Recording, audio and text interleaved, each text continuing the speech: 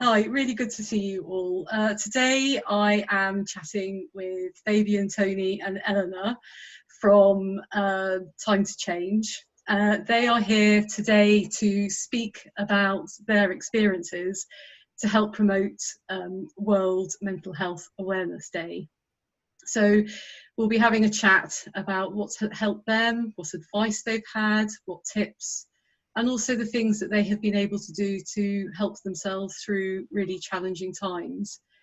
It's really important to be able to discuss these subjects, to be able to enable to reduce stigma in regards to mental health. And it's been found that one of the best ways to do that is to speak about experiences and for people to be able to hear it and understand it. So thank you so much, all of you today. It's really lovely to see you all. So first of all, it would be really good to hear from you all individually about your own experience and what it is you would like to share today. So Fabian, would you like to be able to go first? Yeah, of course. Thanks, Giselle. Thanks for that introduction, and thanks Time to Change as well. It's been brilliant being a Time to Change volunteer and helping to share stories to try and normalise mental illness, really. And for me, my sort of anxiety, and depression really stem from work. I guess a lot of people will be feeling this at this moment, really, with the stress of working from home or having to sort of work environment. But for me, about 12 years ago, I really became very anxious at work and had something that I only later found out was called the Imposter Syndrome, which is where you feel like a fraud, you feel you're going to be found out, and someone's going to call you out and say, you know, this guy's hopeless at his job. And I had that, even though I've been doing the job for a good sort of 5 or 6 years. And that really increased real anxiety, created some sort of panic attacks. I had a huge loss of confidence. And I think life is so much harder when you don't have that confidence. And then before I knew it, I'd kind of walked into sort of depression. And it's one of those things that you don't realize you have until you go to your doctor and you tick off the symptoms, which could be fatigue, it could be a loss of joy and hopelessness. And yeah, it was all these things I was sort of ticking. But the real turning point for me was actually going to my GP, being open with him. He was an excellent doctor who really took time to listen to me. And I think that somebody to talk openly with, whether that's your doctor, whether that's a family member, a friend, or a professional counsellor, I think that is the key to actually turning your life around. And I think for me, having that conversation with that doctor, agreeing to take medication, it took me, I weighed it up for a long time. I had my own sort of stigmatizing thoughts about medication. But actually what it did, it really helped lift me into a place where I could help myself and do those things that then really helped me, like exercise or mindfulness, and actually just being a bit more self-compassionate. I'd had a very, very self-critical thoughts, which I'd grown up with really unknowingly. The voice that insight in a critic really was very strong. Learning to be self-compassionate was a real skill, and it took a lot of practice. And I think I'm much more kind to myself now. And just a final thought for me, really, for the moment, is around what helped me from other people. And my wife was a huge tower of strength for me. And the fact that she really kept all options open, so I didn't feel trapped. She said that there were always options. And I think that's really important, because I was having sort of suicidal thoughts. I had this suicidal ideation. And I think that feeling of being trapped will be quite a common one with people in that place. And for someone to take the pressure off and say, look, we'll figure this out. We can figure this out in a calm sort of way. Keep talking about it, listening, not trying to fix things. That is huge. So you don't actually have to be an expert in mental health to be able to help someone in a difficult place. If you just sit with them, listen to them, keep encouraging them, I think that's enough. That's all you expect. So yeah, that's me for now, and I'll hand over to Eleanor. Thank you. Hello, Nice to speak to you all. I think for me, I have been diagnosed with a mental health condition for 15 years this year. I think what triggered it for me was stresses of family life, financial issues, and personal life. So they all sort of collided at once.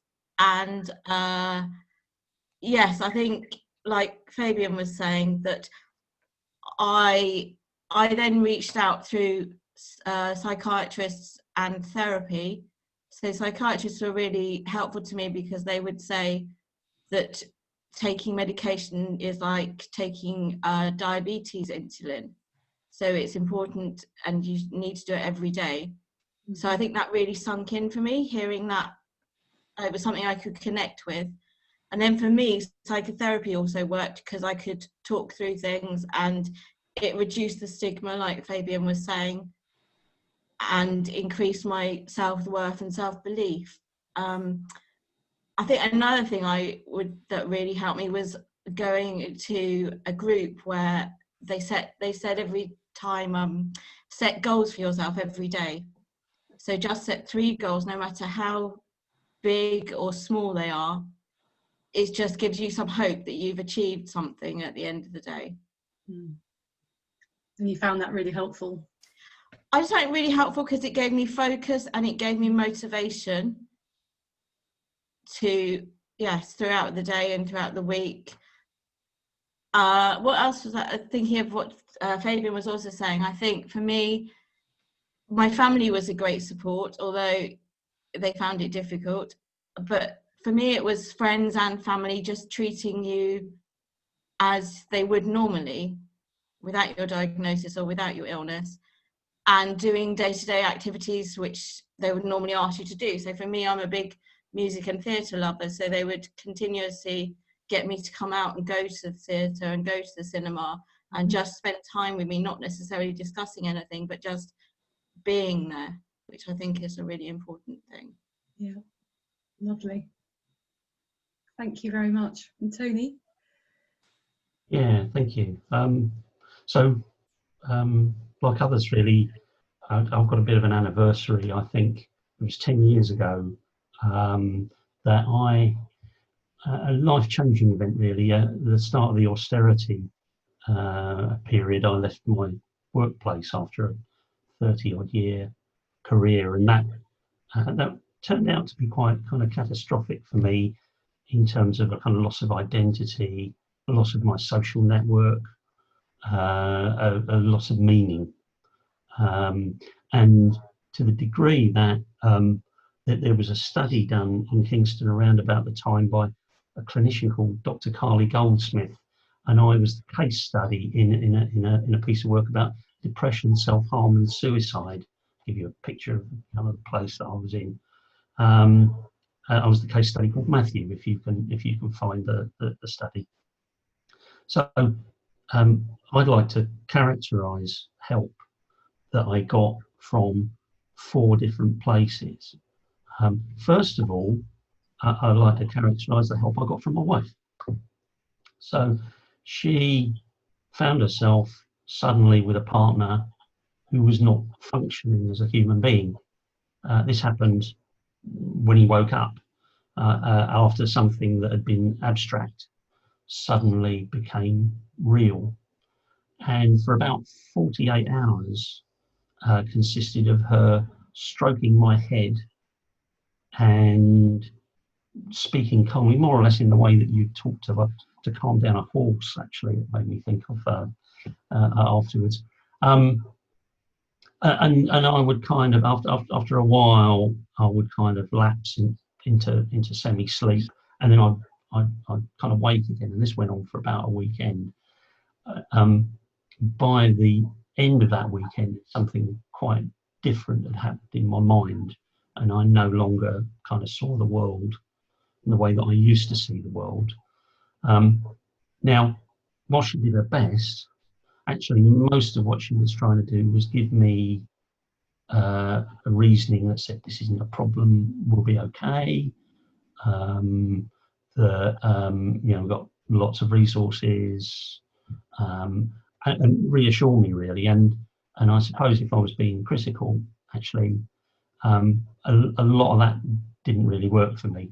Hey, you know, she was parachuted into this situation. She did her best. The next person who sought to help me was my brother-in-law. Now, my brother-in-law, again, didn't have experience of handling this situation. But what he did, he's an angler. He was an angler. He's not with us anymore. He took me fishing. We went fishing. Was older than I. He used to take me fishing when I was a child, and I don't know if that sparked the idea in him. And he would take me fishing every couple of weeks, and all he did was he was there, and patiently sacrificed floats, weights, hooks, lines, which I got caught up in various ponds and trees and stuff. And I think that actually just being present for somebody and allowing them to contribute what they want to contribute, that's really powerful, and pretty much anybody can do that. I think that's the important thing. Then thirdly, I'd say I found a counsellor, and the counsellor, my relationship with the counsellor was different again.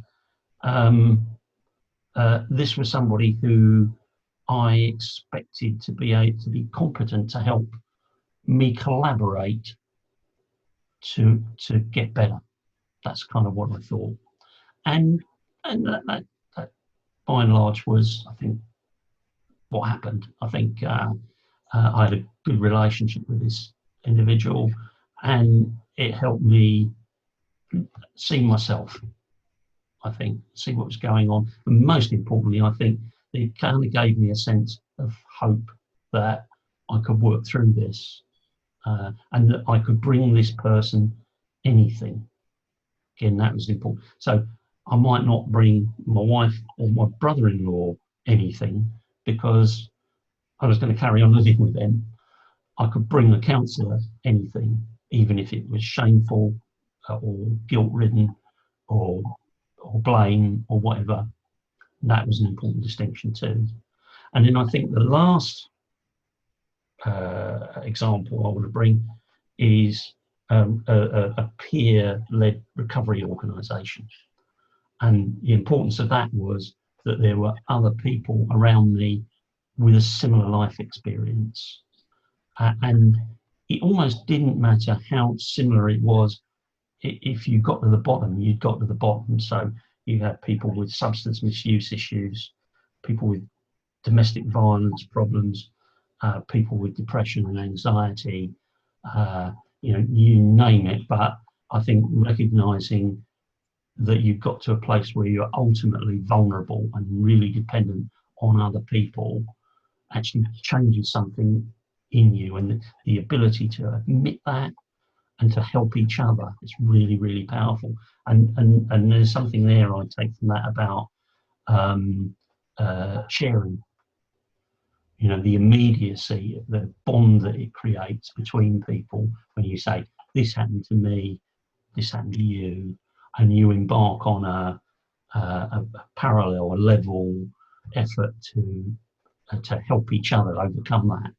And I suppose the last point I want to make is how relevant that is now. I mean, it's been relevant certainly for the last 10 years, if not before, but with what's coming, the economics of all this is that, there's never going to be enough counsellors to fix all the broken people that's arising out of what's happening now and what's happening in the future with things like COVID and its impacts.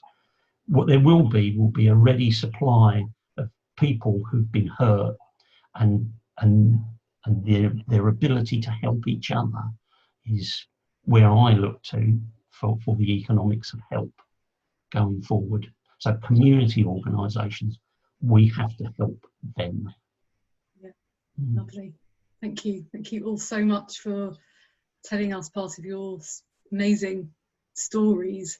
And the thing that really struck me with all three of you was the importance of being heard and supported, and being people who weren't judging you, weren't criticising you, weren't trying to tell you, well, you should be doing better, or just wake up and get on with it. You were having people who were really understanding and wanting the best for each of you individually. Yeah, and I think that is really important. I think having that acceptance from other people for who you are is really important. But ultimately, what you really want to strive for, or what you want to achieve, if possible, and it takes time, is that self-acceptance. Because I think it's only then that you can sort of move on. And I think that's something, you know, even accepting the fact that, you know, mental illness is something that you don't just click your fingers and it goes away.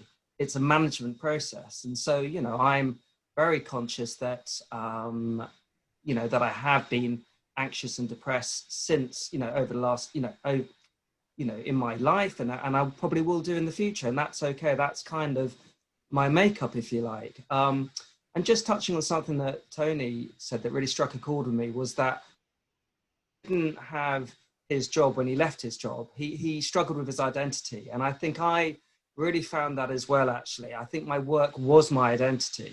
And when you didn't have that, well, then who was I? And I think finding that purpose in life, it's so important for your health. As much as with work, the money is important, and actually that sense of purpose, the reason to get out of bed. And I think without work, and there'll be a lot of people who are, you know, who may have be on furlough or may not be working at the moment. And I think the crucial thing is trying to find your why, you know, trying to find your sense of purpose. And over the last year, what really helped me, I set out to find some stories of other people, other men actually, who were struggling with their mental health, and sort of put together, curated a book around it called Big Boys Don't Cry. And it was amazing. What really struck me was the range of stories, the range of men from all different ages, from 17 to 70, all different backgrounds.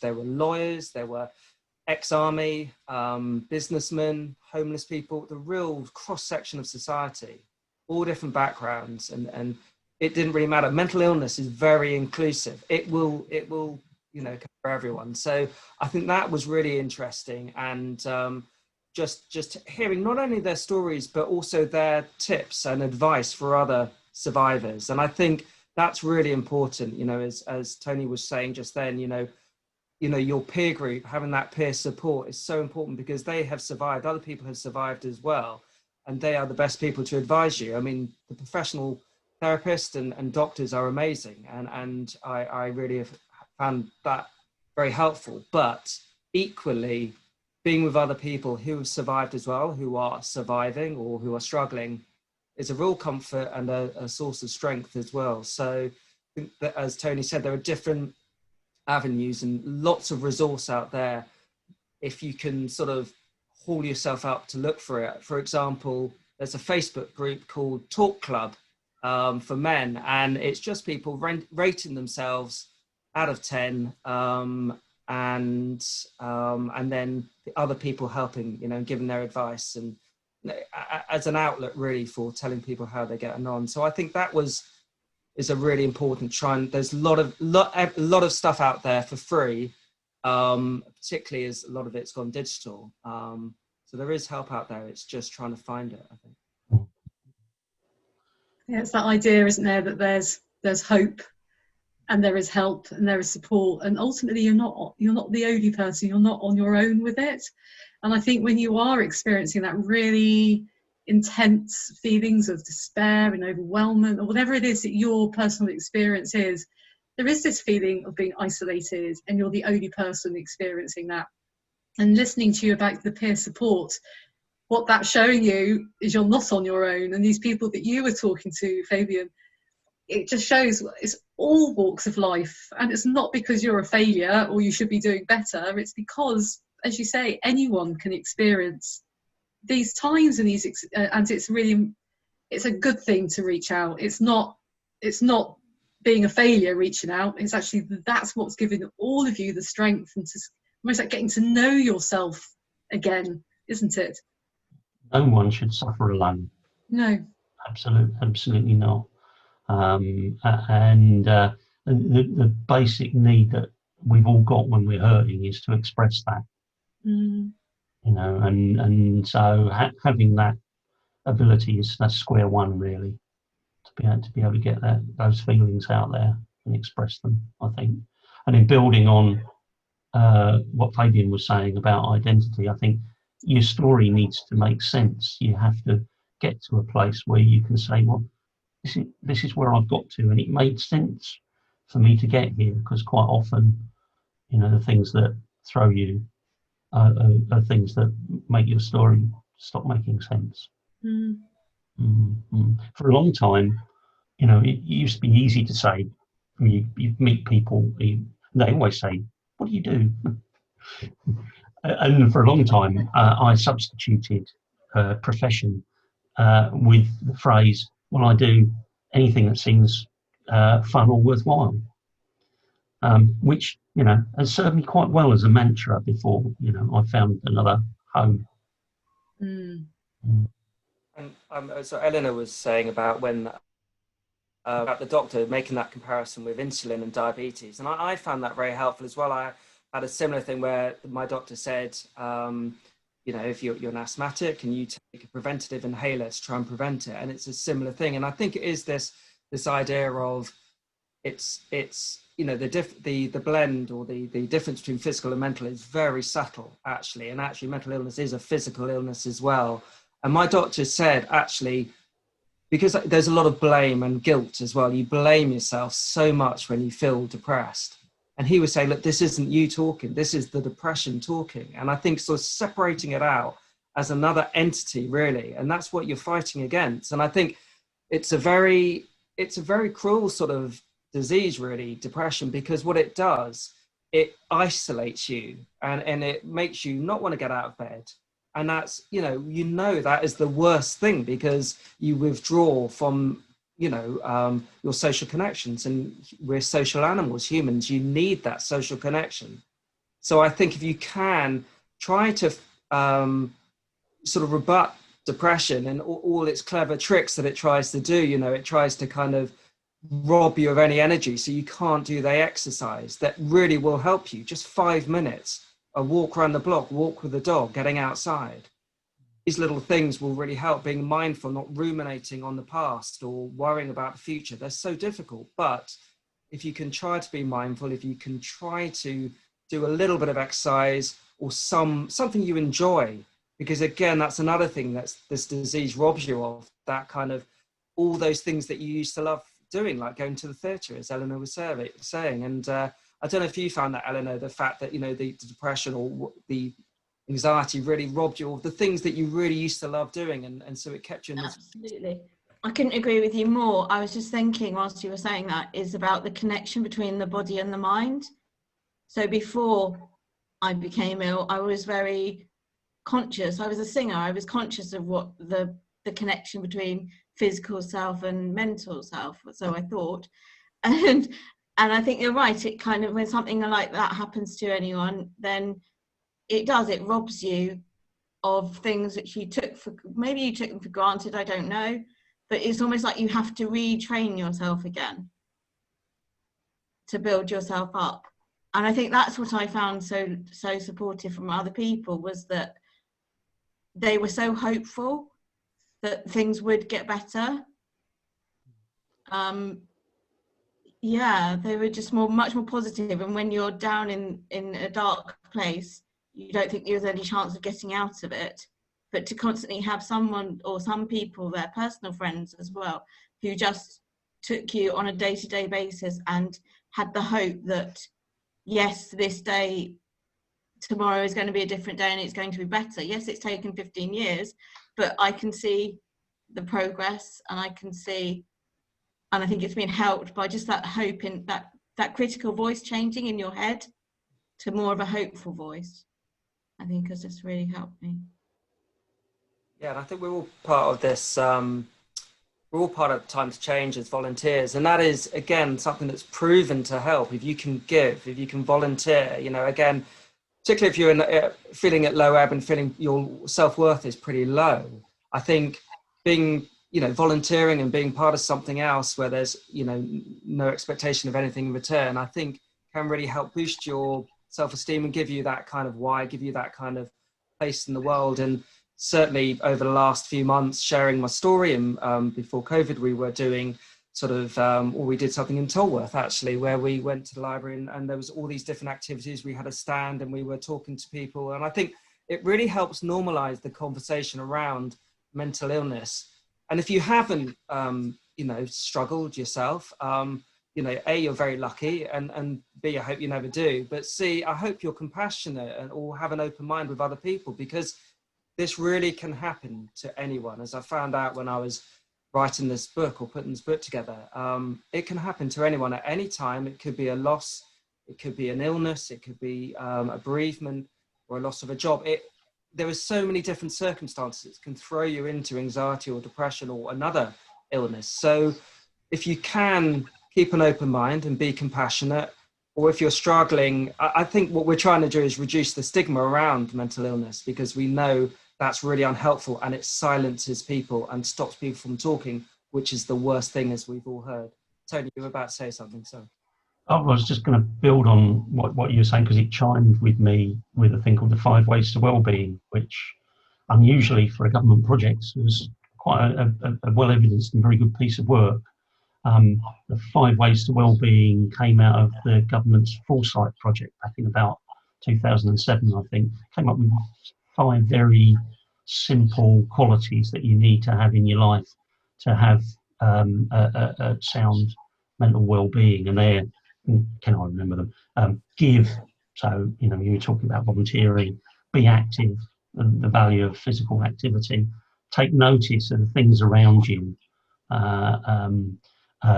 learn a new skill or learn a new ability, and connect with people. So not rocket science at all. And I found, you know, keeping a little grid of what have I got in my life. Here's another thing: owning your own mental well-being. It's a thing, you know, it just doesn't happen. You maintain it, you own it, and you nurture it, a bit like gardening, I suppose, really. Are really, really important, I think. It's about starting with those little steps, isn't it? Even if you know, and it's exactly as you were saying, Ellen, having those 3 goals a day, no matter how small they might be or how big they might be. I mean, that's, you know, it's taking those little steps, taking that little bit of responsibility, and knowing I can do this. I can. I think it's often said, isn't it, the difference between the connection between physical disabilities and invisible disabilities, and I think that's it, is just owning it, like you say, and pushing yourself day by day to get better. I mean, I don't use the phrase struggle. I don't particularly like that, and I like to use the word living with. So every day I get up and I know I'm living with, and then I can do the goal setting and the other things that would help. I think that's really important, and I think it just made me think of when I was feeling right in the depths of, you know, having these thoughts of taking my own life, which, you know, it's a scary place to be. And I think it was on the Mind's website, actually, where I saw a video of 3 guys just sitting around a kitchen table, just talking about their own sort of suicidal thoughts, and it you know, and the place that they were at. And for me, that was the first time I'd actually heard other people, other men, talking about it. And it can be, again, a really sort of lonely place when you're feeling that way. And, you know, often I would want people to ask me about it and ask me how I was feeling and whether I was, you know, feeling suicidal. But people, I think, were scared to, quite naturally. But it is, again, a fact that you're not going to make someone want to take their own life by talking about it. You're not going to sort of trigger them at all. Actually, it will help. And I think something that I've learned from sort of suicide prevention workshop that Mind put on is asking people, are you feeling suicidal? Are you thinking of taking your life? Actually, if you recognize that people are in a state, to give them that opening to actually talking about it. And often we shy away from it because it's a really difficult subject. But even just that question can really, you know, save a life, actually, and give people that chance. to talk about it, because it's difficult, but we do need to talk about it. Because that's such a good point. Sorry, Hannah. Yeah. Sorry, I think also that it's the ask twice is the thing I find really quite good. So you can ask someone how they are, but ask them again, and you might get a different answer, which I always find fascinating. But I found Time to Change definitely has helped me understand that it could be anyone from any walk of life, and the variety of people and experiences is, I would say, heartwarming in one way, but I don't know whether that's the right word, but it's collective, so you don't feel like you're on your own, which in a lot of illnesses you really just do think you're on your own with things. I'm really hopeful that Time to Change might evolve over time.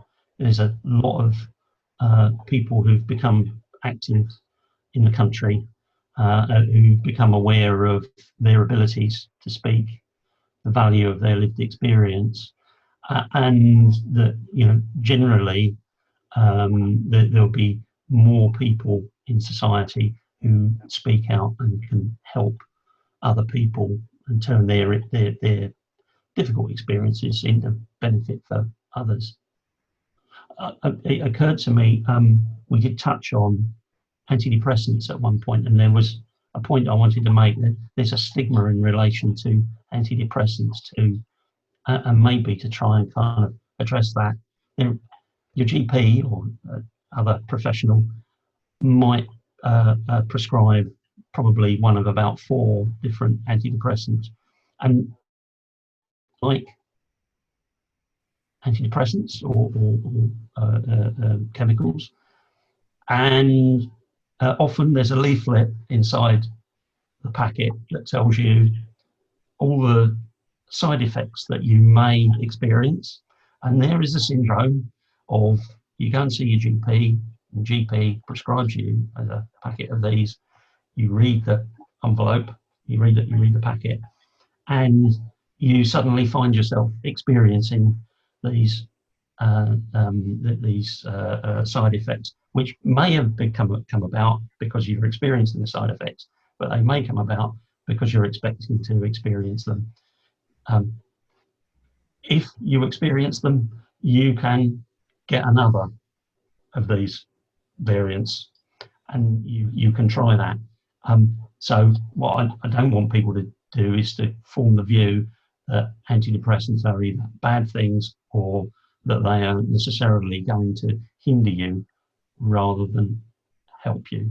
It's obviously an individual choice as to whether you look for tablets to help you or not, but don't be allow stigma to make your choice for you.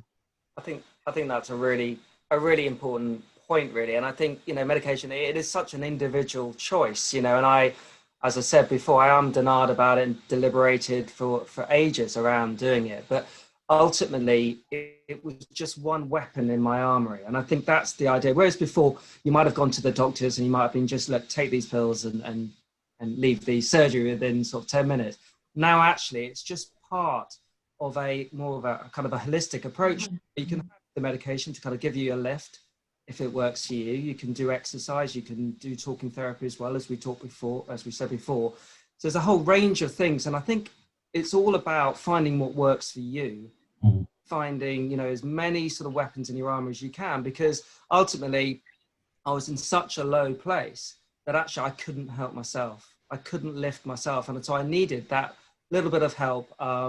And, you know, I then, you know, I came off the medication, I came on it again at times when I needed it. But I think it has a place, but it's one to discuss with your GP, you know, and I certainly wouldn't rule it out. And Tony's absolutely right. There is a stigma around it. But as my doctor said to me at the time, you know, half the town is on some sort of medication. So again, you're not alone, you know, it's just because it's all shrouded in secrecy and silence. The more we open up about these things and normalize it, as I said before, the better, really, because then people can get the help they need, really. I think when it comes to medication, I think you're totally right, Tony, but I think people need to find the right medication for them. I think that's just so important. So something might suit someone else, but it might not suit you. And I totally agree with you, Fabian. I believe it's a mental it's a holistic sort of situation and way of looking at things, rather than just, yeah, medication isn't for everybody. I think a holistic lifestyle works in terms of recovery for me. It's kind of toolkit we want, isn't it, really? Toolkit that works for us. Yeah. It just sounds there's lots of different ways, different tips, different tools. It all sounds like you've all got your tool bag. It's been a big learning on what works for you. And I think what's really coming out is there are similarities in the things that work for you, but there's also very unique things that work for each of you individually. So the big thing is seems to be talking, and that would make sense because you're doing this amazing voluntary work with Time to Change and really speaking about your lived experience.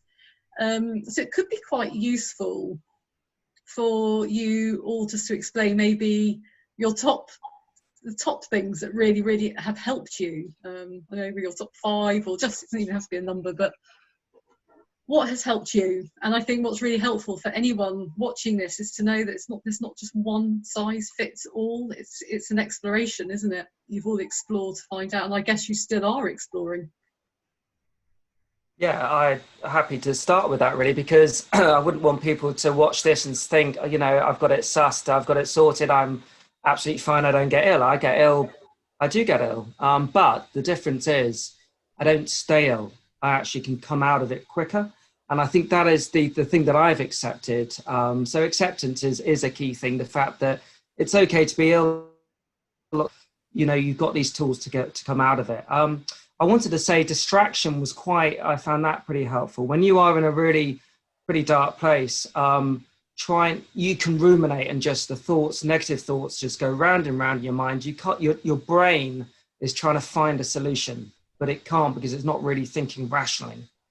So actually watching a film, a comedy sort of panel show, audiobooks were really quite helpful, walking the dog, whatever it is that can just distract you and just pull you out of that vicious circle is really helpful. Mindfulness, there's been so much talk about mindfulness over the last few years, but it's the thing that actually really did help me. And even though at times I don't do it, I'm always grateful when I do it. And that could be a formal sitting for 5 minutes or 20 minutes, or an informal kind of meditation where you're just paying attention to things, noticing things, as Tony said before. And it's been around for 2,000 years. So it's not a passing fad, you know. I mean, there's just some really helpful things, because what that helped me was to recognize and to spot that critical thinking, you know, that critical thoughts, and make myself a bit more self-compassionate and less angry and all those things. So I think mindfulness, distraction, you know, exercise. It's really difficult to do exercise when you're depressed because everything tells you just to stay in bed. But I can tell you, because I did it recently, just 5 minutes, a little jog for 5 minutes, or a quick walk around the block, or doing a Joe Wicks workout, or whatever it is. Just if you can just get yourself moving, you will feel the benefits of it. So I think those are the kind of the top 3, I would say, for me. There are plenty of others we've talked about, but I'll hand over to Eleanor to give her thoughts. That's a tough one. I think for me, I have to say medication, because I just think that's the sort of number 1 starting point. Secondly, I would have said talking therapies, so psychotherapy worked for me, just because, like Tony said earlier, I could throw everything at it and there was no judgment, so I could just say whatever was on my mind, and I think that just really helped, because there was no discrimination or stigma around anything that I was saying. Thirdly, I would say music, because I love to play music or listen to music, so I think that's a good distraction for me. And finally, yes, I'd agree with Fabian, not that I do it as often as I should do. Some exercises are always a good thing to help me. I think the thing that is really important, I think, for people to understand as well, exercise doesn't mean having to do half a marathon, does it? It doesn't mean that you have to, exercise can literally be walking out in nature for 5 minutes, can't it? And then you can just build it up. And if you are really deeply into depression, as you were saying, Fabian, the idea of exercise is really hard. So it's about making sure that it's in a chunk-sized piece that you can do, isn't it? It's like the goals have to be achievable. Yeah. And Tony? And for me, I think a shared human connection, and from whatever source that you can get it from, where it's rewarding, and finding a purpose. Finding a purpose is really, really important for me. Lovely. Thank you so much. That's been so insightful. Is there anything else any of you would like to add to this, which would be useful for others to hear? Well, I mean, I would recommend Time to Change. We're here on the Time to Change talk, but they are a fantastic organisation, a movement. Really, it's a movement for mind and rethink mental illness. And I think it is, you know, that idea. We all volunteer and give our time to normalise conversations around mental illness and reduce stigma. And we all find it really beneficial. So it could be for Time to Change and find out a bit more about that, or for another charity, volunteering. There are plenty of opportunities, but to find that meaning, find that purpose. Friedrich Nietzsche, philosopher, said you can bear almost any how if you have a why, and I think it's finding your why is really key. Amazing. And I think the message which really comes out from all three of you is to speak to people, to reach out, and that starts the process. And it's about finding that good quality, isn't it? It's not about somebody sitting there trying to fix you and telling you what you should do. Yeah.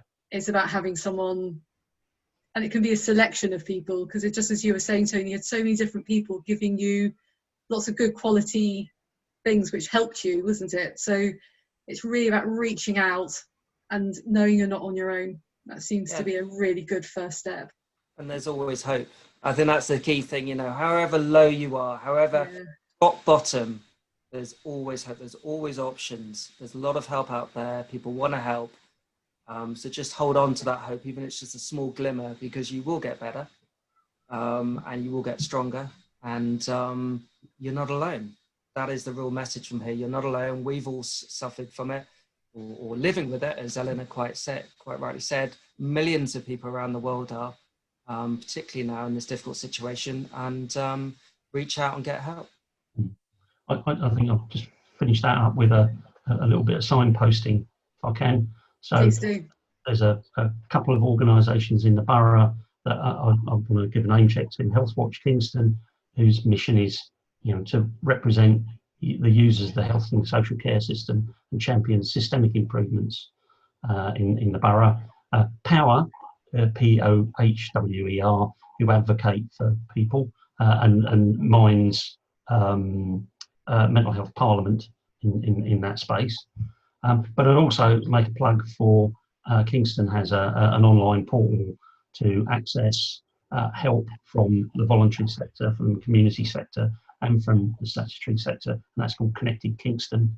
You can put that into Google. Other search engines are available, and see what's out there. Lovely. So there's lots of help out there to. So you just have to have a bit of a search online, and there's all sorts of people out there waiting to help you. So thank you so much. I've learned so much from that. It's been so insightful, and I'm sure you're doing remarkable things by speaking and being so open. So I really appreciate that. Thank you so much. Cheers. Bye. Take care. Bye-bye.